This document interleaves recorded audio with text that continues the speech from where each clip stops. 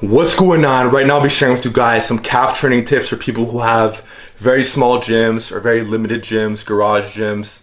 You still want to train your calves without the use of all these different kind of machines. I'm going to show you guys exactly how to do that for the different parts of the calf. So you guys look at the anatomy right here. Got the lower part of the calf, which is the soleus, and then you got the upper part, which is the gastrocnemius. This is more of the beefy part.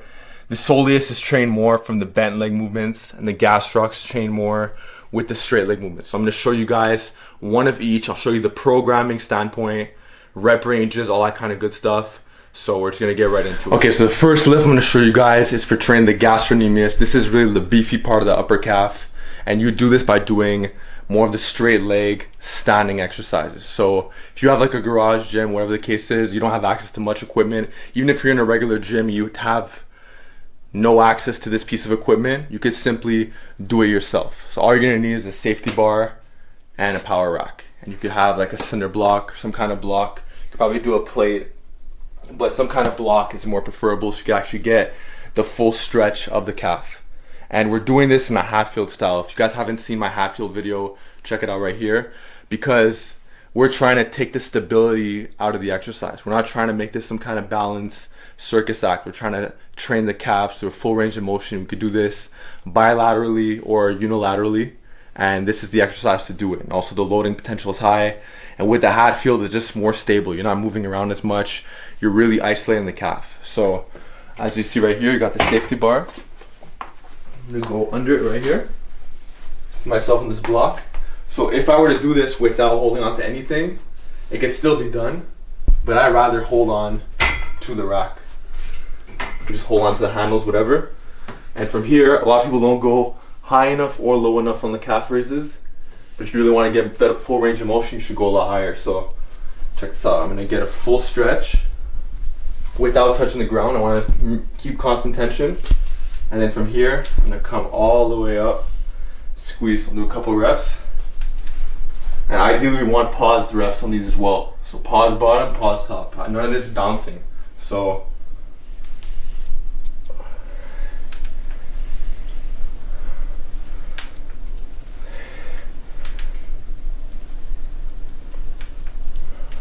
come to the top.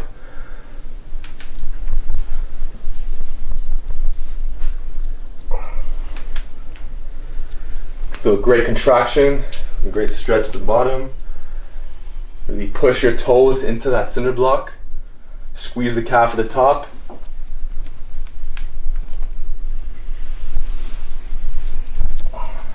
That's about it.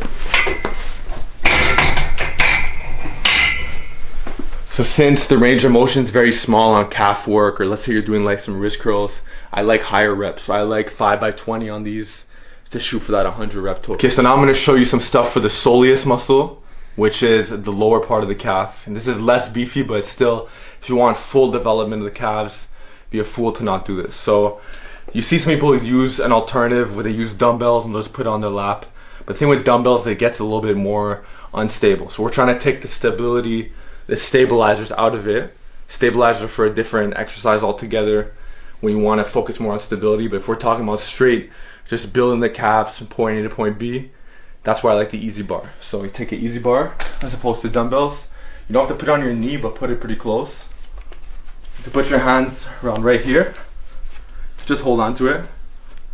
And we're gonna use the block again to get more range of motion for the calf. And then once you're here, get a full stretch to the bottom, and then you come up to the top. Like that.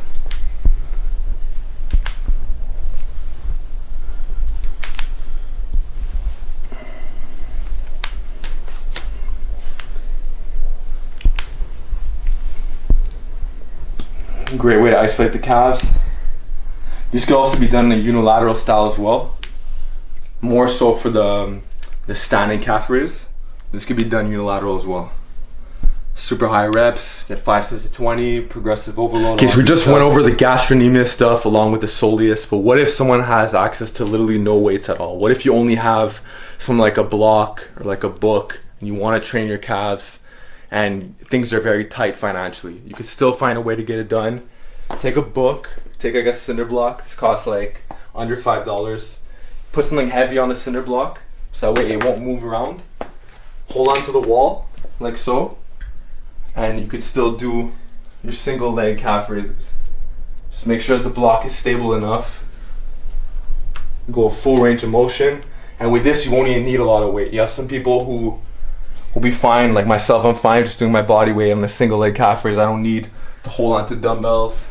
My body weight will do for this. Go low enough, don't touch the ground, come all the way back up.